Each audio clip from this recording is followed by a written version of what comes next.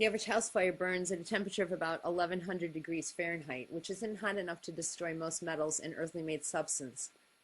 And if an item is well placed and small in size, its chances of survival increase drastically.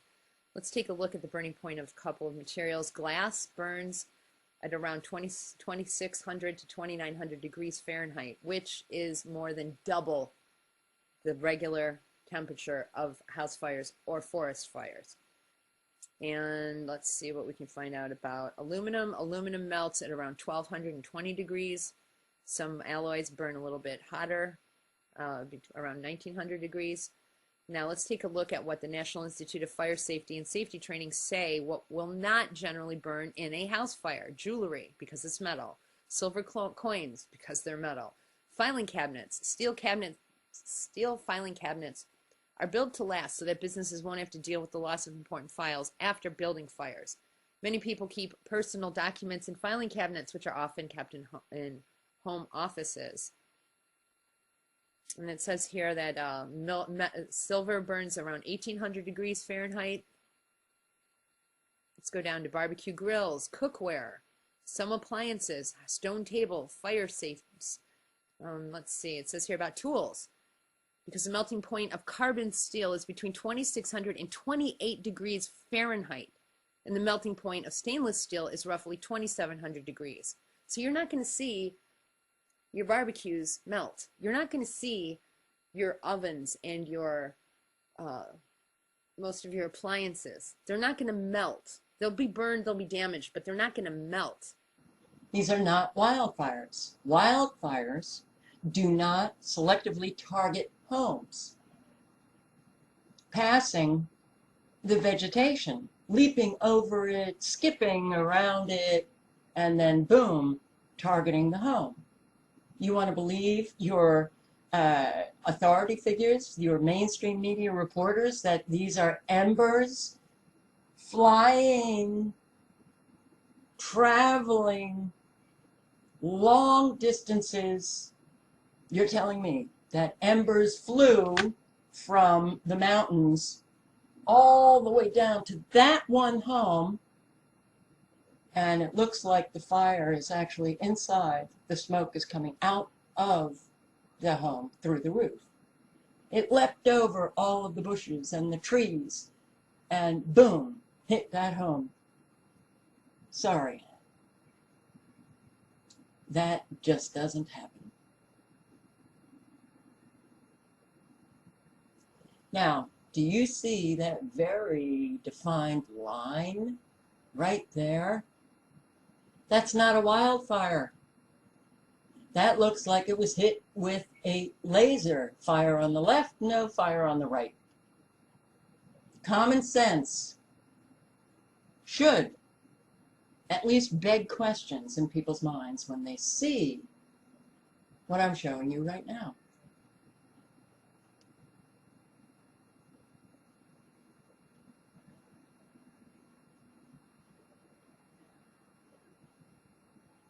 It's very hard to see this over and over again. You can see the different colors in the flames. If you've watched the news, you'll see what they're calling wildfires. You'll see an awful lot of red, but then you'll see spots of white flame. Those are the homes going up. That's a wildfire. Really? Okay. Well, white flames are the hottest.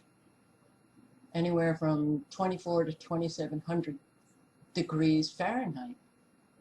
The average house fire is 1100 degrees Fahrenheit. So something is very wrong here. Something explosive is happening to these homes.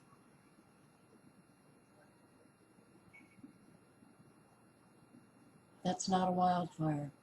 These homes are being targeted.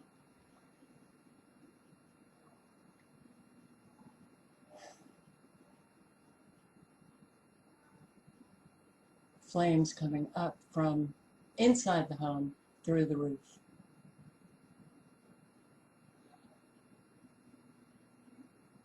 Through the roof.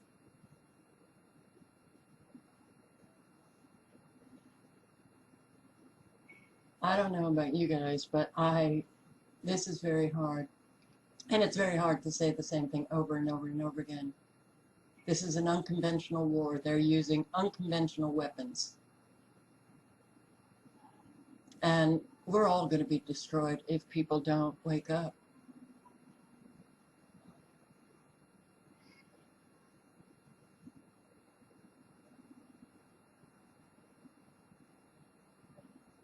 It's clear, it's in your face, and they are putting it in our face.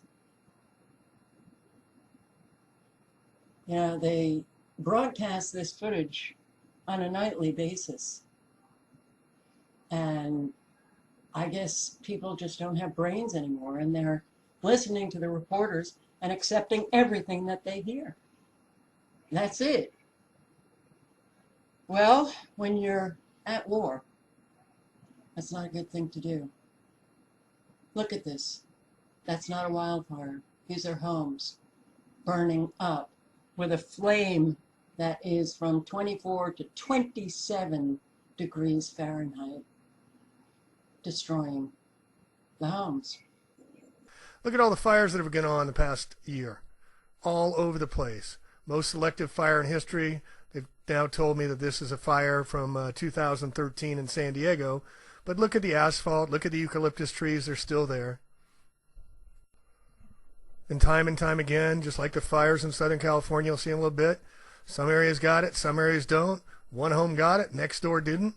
Made no sense, no rhymes, no reasons. And again, they still have no reasons for these fires. The Diablo winds, the Santa Ana winds, the tornado, Sharknado, all a bunch of crap. This is from Cardinal Newman, a Catholic school. Look at the fire, folks. Straight line fires. Lasers. Can you say directed energy weapons? Look at that. Nothing's touched except half the ball field. Look at this home here, folks. One home fine, next home not. Does the guy not have a smart meter? Who knows? We need to investigate. Unfortunately, they aren't doing investigation at all. Now here, look at these fires down in San Diego and in Ventura County as well, down in Southern California. There's nothing around. How'd these fires get there? Look at it. Can you see? Homes here and there, but not everywhere. Like no fires ever in history except the ones up in the Beast Fires in Alberta and Fort McMurray, or the fires in China, or the fires in Madeira, Portugal, or the fires in Gatlinburg, Tennessee. We're seeing them over and over. And also in Colorado, there was a fire, Wildfire Canyon, they said had the same types. But look at this, the trees are fine. And here they are dumping helicopters on them when one of those tankers would put out all those flames in one pass. Yet we're not seeing that happen. They're letting them burn. Now, this picture has been taken off the internet. It's a suburban neighborhood believed to be near the Carr Fire, that's C-A-R-R, which is near Redding, California. Now, we're talking about fires, irregular, unpredictable, raging forces of nature, okay? Now, when the forest fire comes to a suburban development, we're going to take a look at how this particular forest fire, this force of nature, decided to burn when it got to the suburban development. Now let's drift the camera a little bit to the left. Now this forest fire, when it got to this suburban tract, decided that the houses were more important to burn than the trees. And we're going to drift down a little bit here, speaking of trees. Now, to the left of this group of trees or bushes, you see the shell of a burned out car. Now, the energy that it takes to blast all of the glass out of the car, to burn all the rubber tires off the car, that's pretty intense energy. So in that spot, there was an amazing amount of energy and heat being expended. And yet, the trees and the bushes off to the right of this particular car did not burn. Okay. That's strange. That's an anomaly, and that's been repeated over and over again in many of the fires. However, if we drift the camera up and to the right, we're going to find something that this irregular, unpredictable, raging force of nature decided to do. The left of this property is decimated. The right of the property, probably about a third of the house, looks like What happens to a decoration on the top of a wedding cake when it's cut? So this irregular, unpredictable, raging force of nature decided to do this to this house. Pretty amazing fires. Okay, so let's pull out a little bit and take a look at all of the lots that are in this picture. The thing that you're going to notice is the decimation, the obliteration is consistent. Every house is built differently. It has different pieces of furniture and has different things inside it. They all should burn very differently, but what you see here is a replicated pattern of absolute decimation. So to me, this says something that's repeatable and it's accurate and persistent.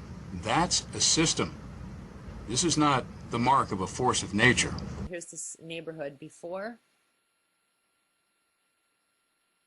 And I want you to look, you guys, there's absolutely nothing left. You don't see any part of any of the structures anywhere. This isn't possible. There's something else going on here. Something else going on here. The entire building, everything's gone but the trees.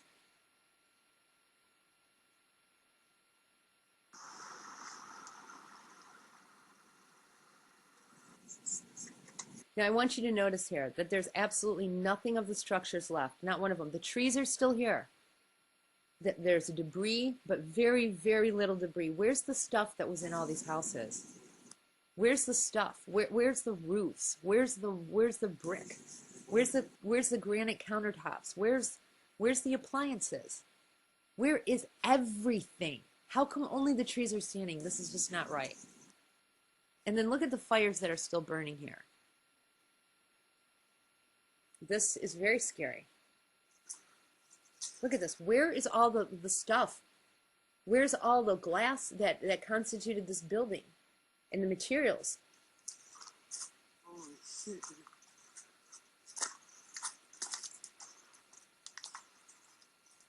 Where's all the glass? Yep. Toasted. He's right. It looks toasted. Look at this. There is whatever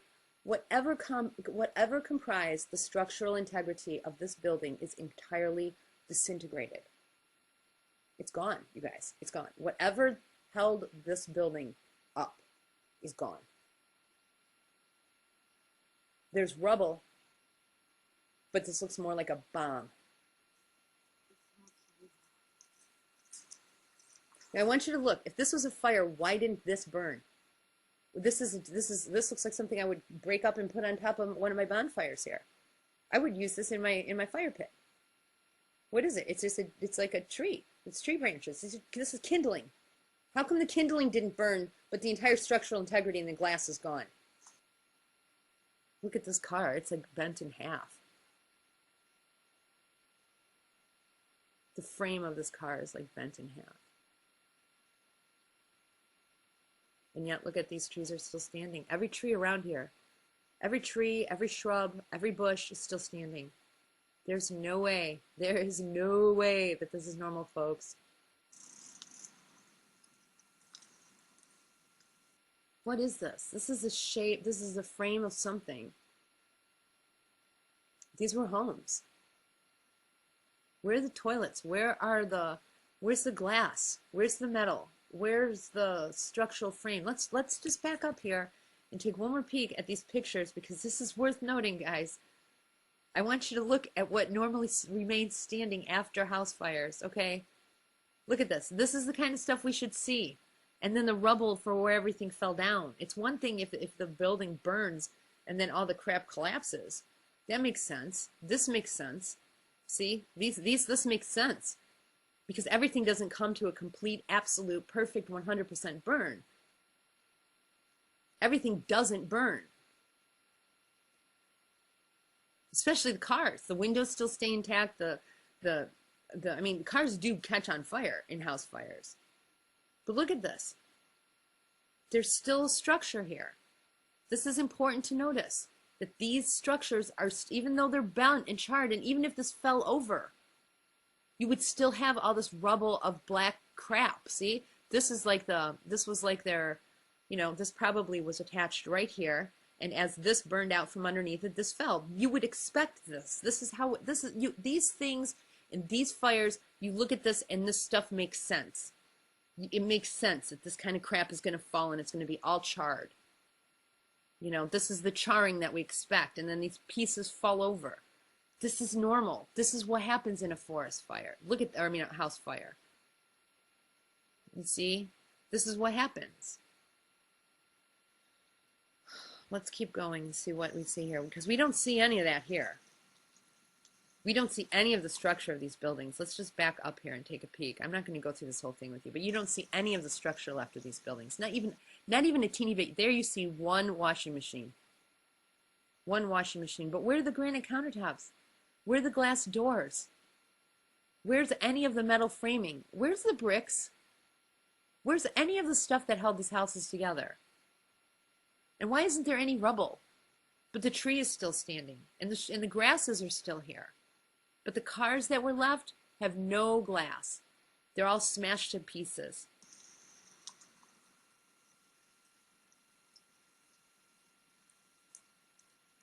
Look at this, the garbage cans. Come on, guys, all the garbage cans are here, but look at the cars. Look at the condition of these vehicles. Look at this. This is all smashed and bent. And look at the twigs on the ground. These things should have caught on fire. How come there's pine needles and stuff all in the path? Right where where cars are just completely toasted. My gosh, you guys, look at this. These are all like, this looks like a bomb went off. This is like shrapnel of a tree that exploded. Where's the people's lawns? Here are some appliances. Look at that. We've got a dishwasher, or no, not a dishwasher, a washing machine here. But that's it. That's all you can see. And look at this vehicle. Would you just look at this vehicle? Oh gosh, I keep touching it. I'm sorry. There. Look at this vehicle. These vehicles are all destroyed. Look at this. What is this? What is this? All these vehicles are just, they have absolutely no glass in them. They're all just destroyed. Where's the house? Where did these houses go?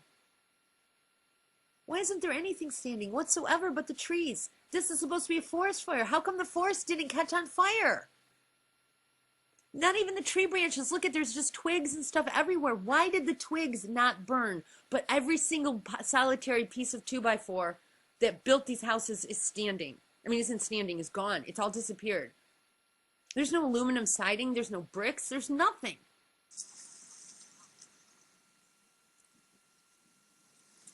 Look at this.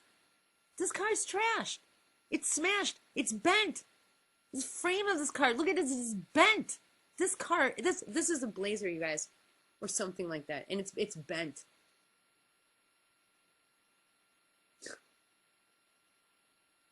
Look at this.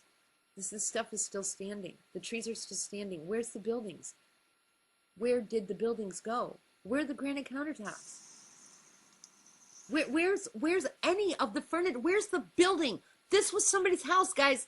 Didn't anything survive? You mean the coils of the bed, the mattresses didn't survive? Where is any of this stuff? People lived here. This was their contents of their entire house. How can it all be gone? I gotta slow this down. This is ridiculous. I can't believe this. It's just what we're looking at, and it's like, this is real. At least people, I mean, I know it's real. It really happened, but what is this?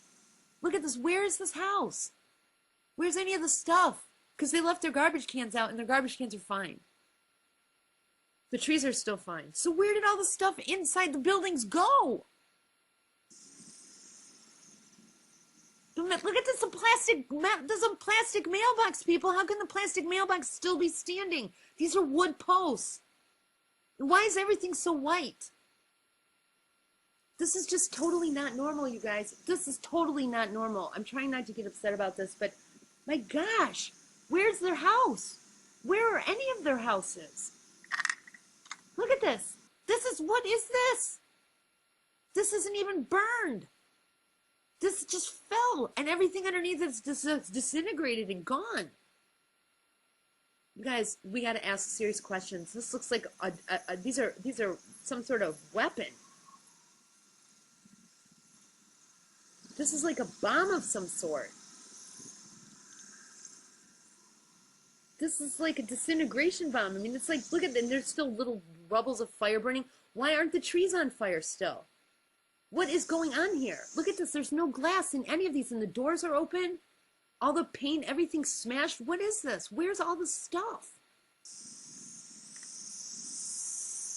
How is this possible? What is burning here? What is smoldering? What is this? How come these shrubs didn't burn? What? Look at this. What is this? Why are the pine needles? You guys, this is a pine tree. How is it possible that a pine tree did not go up in flames? That's easier to burn than paper, people. Look at this. I can't, my mind is blown. The common sense of what I'm showing you just in this one picture basically says whatever the explanation that we've had so far from the officials about what causes these fires is basically a lie. So, when I cultivate my common sense, and I know I'm being lied to, I find out that there's more and more and more reasons as we go along to stay curious.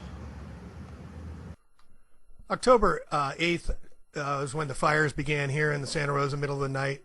October 9th continued on, and then the winds completely died, but still no word about how these fires started.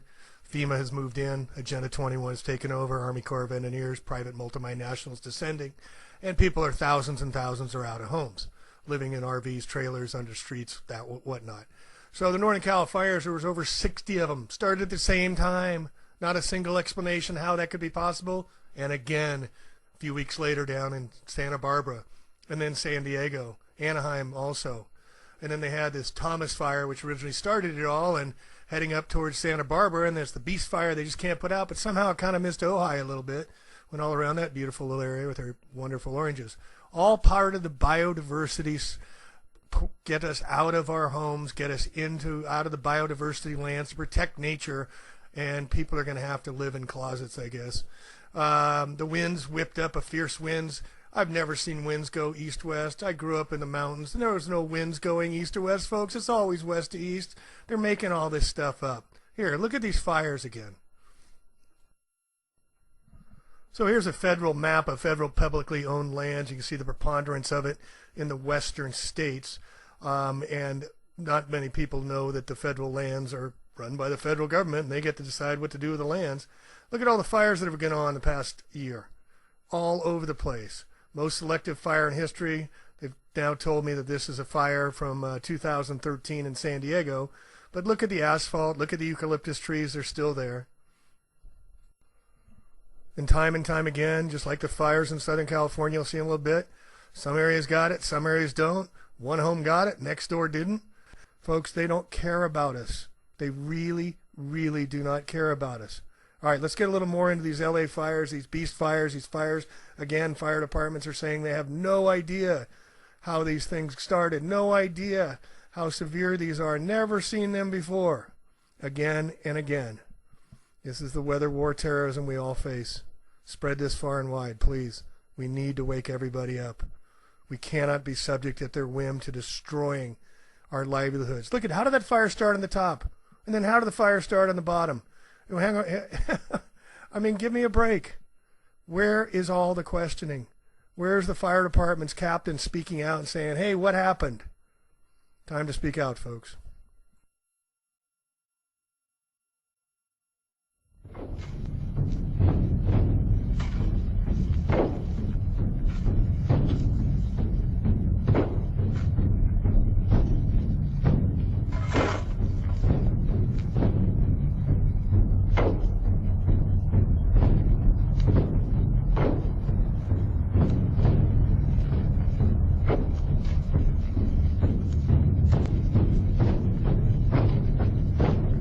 This fire crew there, they're from Sacramento. They came all the way down from Sacramento yesterday, helped fight this fire. They were putting out some of the hot spots, and you can just see how much damage this fire did to some of these homes. I saw 4 homes in a row that were destroyed, completely leveled. but then a house right next door, untouched. This house in particular, which we will show you some more, we'll introduce you to the owners in the 6 o'clock hour, but this home in particular, it was completely destroyed, but all the landscaping around it untouched. In fact, there was outbuildings, the patio was untouched. Just the home itself burned down, which sort of is an example of how insane this lilac fire has been. Yeah, take a look behind me, Kim. It is really flaring up. I was just on about 30 minutes ago down the hill. This is what I'm talking about. Embers flew about a quarter to half mile away over to this hillside and immediately turned it into that lava effect that Steve referred to. It looked like lava.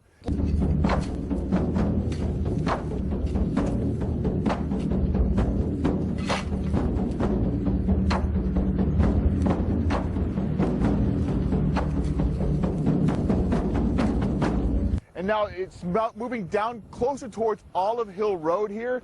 That's where I'm at. I'm just north of the 76 on Olive Hill Road, and this entire hillside keeps flaring up behind us. Now let's come back over here. Adam, can you zoom in on this hillside where it looks like the lava that Steve Atkinson was referring to? Steve, look at that. That is the lava that it looks like lava. The entire hillside just burning, burning, burning. And the embers, I don't know if it's easy to see. Can you guys see